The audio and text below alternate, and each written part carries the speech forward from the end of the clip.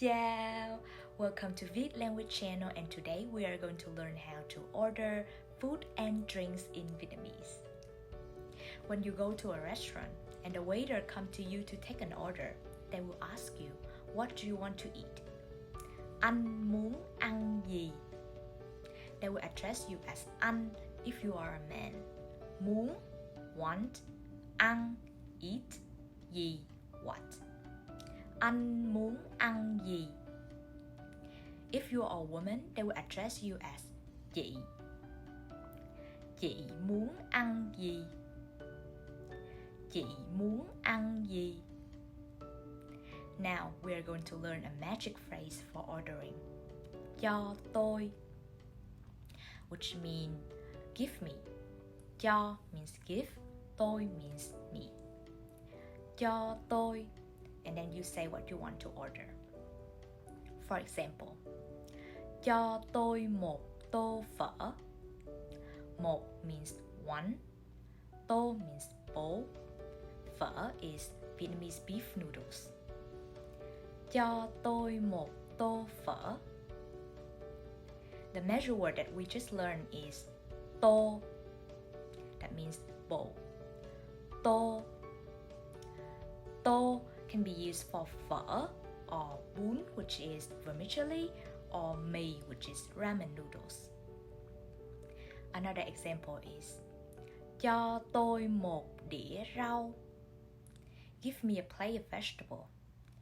Cho tôi một đĩa rau. Đĩa means plate. Đĩa.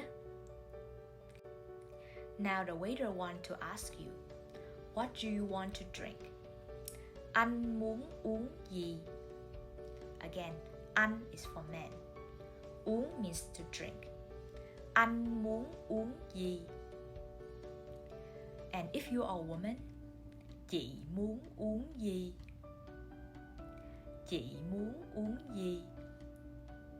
You can answer, cho tôi một ly trà. Give me a glass of tea. Cho tôi một ly trà. Ly means glass or cup. You can use it for any type of drinks. Now, how about you want to order something to go? The word for to go is mang về. Mang về. That means to bring back. For example, cho tôi một tô phở mang về. Give me a bowl of phở to go. Cho tôi một tô phở mang về. Now you want to call for a check. Làm ơn tính tiền. Làm ơn, please do me a favor. Tính, to calculate. Tiền, money. Làm ơn tính tiền. And then the waiter will come out with the check and say, tất cả là. Tất cả means total. Là means is. Tất cả là. And then the amount of money. Now let's review what we have learned about ordering by listening to the following dialogue. Chào, chị muốn ăn gì? Cho chị một tô phở và một ly trà.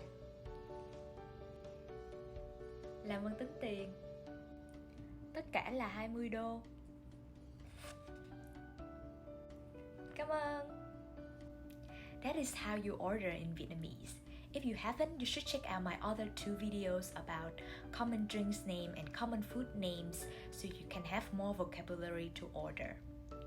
And that is it for today. Don't forget to like and subscribe. Cảm ơn.